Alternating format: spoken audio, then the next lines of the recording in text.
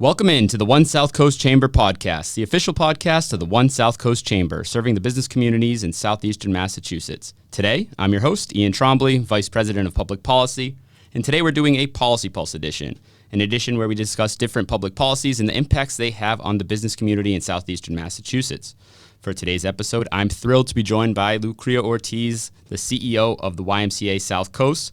Lucria, welcome in. Thanks, Ian. Thanks for having me. Yeah, happy to have you. So for folks listening in, YMCA is a household name across the United States, but under the Southcoast umbrella. Can you tell us a little bit about what YMCA that includes and what you're responsible for? Sure, I'd be happy to. YMCA Southcoast is a 168-year-old institution that started in Fall River. If anyone's been to downtown Fall River, you can see our facility there, still standing from 1858. Wow. And we've expanded across the region to include 5 more branches. So we essentially stretch from Swansea all the way to Wareham. And we offer community connection. I think that's like one of the most important things that Ys have done for over a century is we just bring a lot of people together. And we do that across our 3 pillars. The Y is for youth development, healthy living, and social responsibility. So all of our programs essentially fall under those 3 pillars. We have an intense focus on youth. We think that that's so important to ensure that kids not only have enriching time after school in our Y spaces, but are really thinking about like what's next for them, especially our teens. On the health and wellness side, you can walk into a YMCA and definitely embark on a journey dedicated to your health and wellness, whether it's swimming in a pool or exercising in a class or just doing your own thing in the weight room. And then on the social responsibility side, we have a bunch of programs, and I think today we're really going to talk a lot about food. Food has been a hot topic for YMCAs for some time, but would love to delve into that. So that's essentially what Y Southcoast looks like right now. Awesome. And in the short time you've been here on the South Coast, you've done an incredible job integrating into the community. But for the folks who haven't had an opportunity to meet you yet or connect with you, you want to tell us a little bit about your background and kind of where you came from? Sure, I'm happy to come here. I actually am from New England. I grew up in Connecticut, Waterbury, Connecticut, town I always say that's pretty similar to Fall River, New Bedford. Really big Portuguese community there, big Hispanic community, even Cape Verdean. Also an old industrial town. So being here makes it feels like home for me. I did all of my schooling in New England. I'm also a lawyer by trade, so I went to Northeastern Law School. So I spent all of my education years up in, for about 20 or so years in New England, but then worked in the New York City area, essentially. So I lawyered for 10 years, started off my career as a public defender, really digging into what it means to serve other people and really serve people who are in the margins. And that really interested me because of my background, right? I grew up in public housing. I had a mom on public assistance. We definitely collected food stamps, so I know that experience vividly. And I think that is what's urged me to pursue a life of service and try to help people. I did 10 years of lawyering and shifted into nonprofit because I wanted to make a larger impact, work with organizations like the YMCA that really do community building, bring people together, and help people en masse. So I've enjoyed about a 10-year Y career. I'm in my 11th year now, and I've served in different capacities in fundraising, marketing, on up to the C-suite. But this is my 3rd CEO role in a nonprofit organization, and it's been a pleasure getting to know people across the South Coast. Absolutely. Well, thank you so much. You're incredibly well-rounded. You're incredibly well-spoken. We're so lucky and fortunate to have you down here, or up here, I suppose. Yeah, right. So how about areas of focus? You've been here for how many months now? Just since June. June, yeah. So embarking upon about the 5th month or so. Wow. So any areas that you've noticed early on that you want to really prioritize or focus on? Yeah, I think I'm really interested in our teens and, what's happening for, the 13 to 18-year-old set in our communities, period. I think we're really experiencing a lot of outgrowth of what really occurred in the pandemic, especially with isolation, a little bit of detachment, and I think we've all sort of dove into this digital world. So I'm thinking a lot about, how our youth are connecting with each other now, and then what opportunities are we creating for them? And since we have teens in that after-school time, and much of that oftentimes revolves around sports or wellness, I do want to shift our why a bit more into helping them think about college, career, and community connection, right? If they want to engage in service to the community, they should be able to do that through a YMCA. So that's one thing that's sort of on my vision plate right now, and to make that a regional effort. One of the things that I think the Y has such an incredible opportunity is connecting people from different backgrounds, right? So our summer camp kids, for example, in Swansea and in Fall River, they swap sites over the summer, and then they spend time together. And that is the kind of work that I'd like to engage us in more. We're sitting in such an incredible time of division in America, right. where people that live down the street from each other could have really opposing views, but if they just spent some more time, they'd actually find much more similarity. Absolutely. Right? And I've worked in Ys long enough in all kinds of YMCAs to understand that there is this thread of commonality between us as Americans. Right, absolutely. So I'm thinking about, as a leader, what am I doing to facilitate, that connection?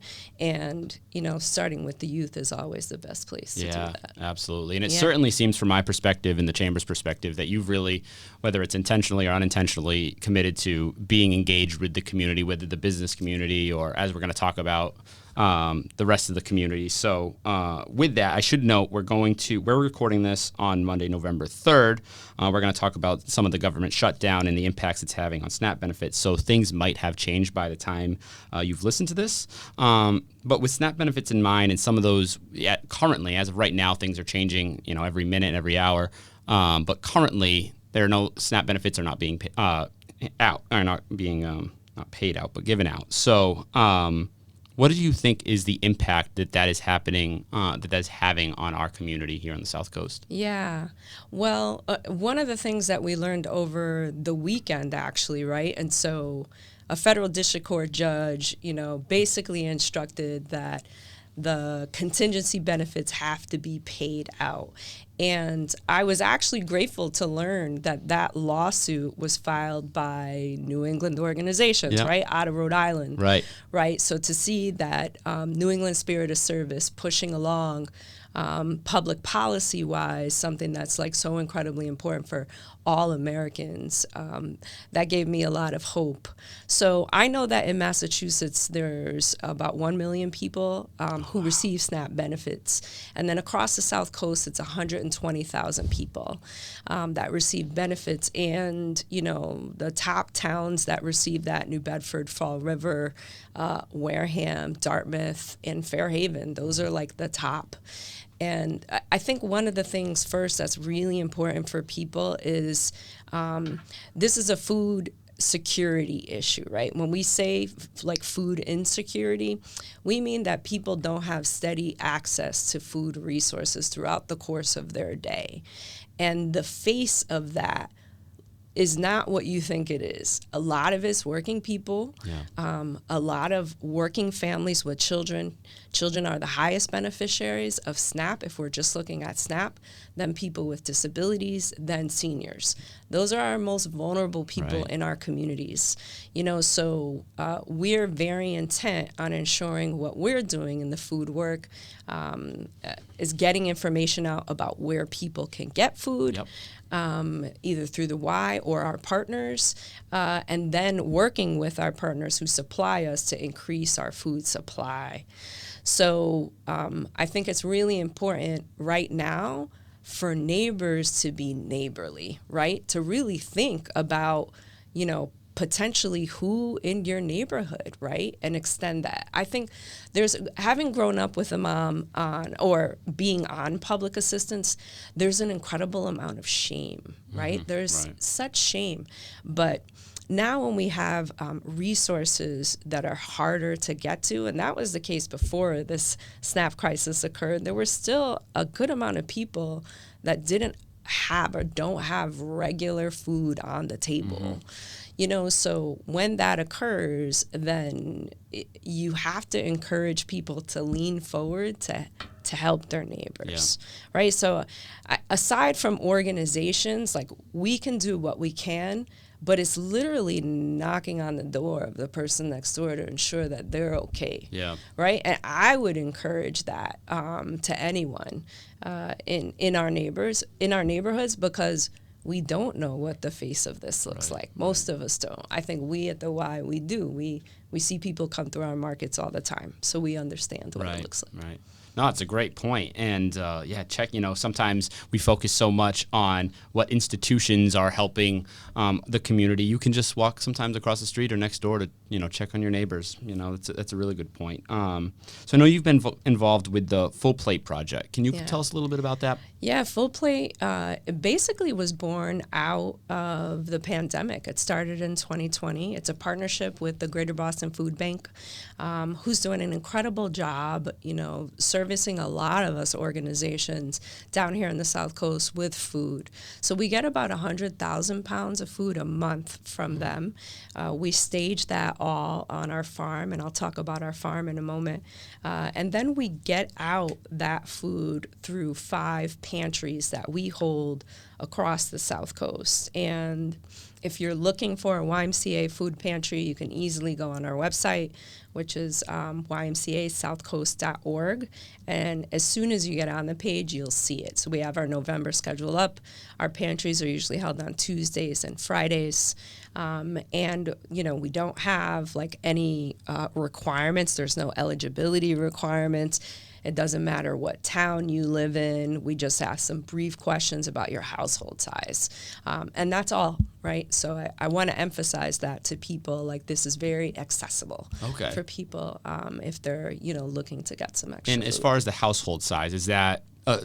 is there a disqualifier there, or is it There just for your isn't. information? Yeah, Okay. I think we basically build bags of food, ahead of time. We try to organize, the operation. And so, for us, and it's also for data purposes too. We need to collect data, to know whether it's smaller or larger households, depending. But depending on your household size, we want to get you the right amount of food. Gotcha. So that's essentially it. Okay, that's incredible. So no questions asked. There's 5 pantries, and you can find them at your website on Tuesdays and what was the other day? Tuesdays and Fridays. Tuesdays and Fridays. That's Yeah, incredible. so if you go to our website, you'll see the exact days and the locations. Okay. But essentially from Fall River all the way to Wareham. Wonderful. And you mentioned a farm. You want to talk about the farm a little bit? Yeah, I will. So we may be one of very few YMCAs that have a full working farm.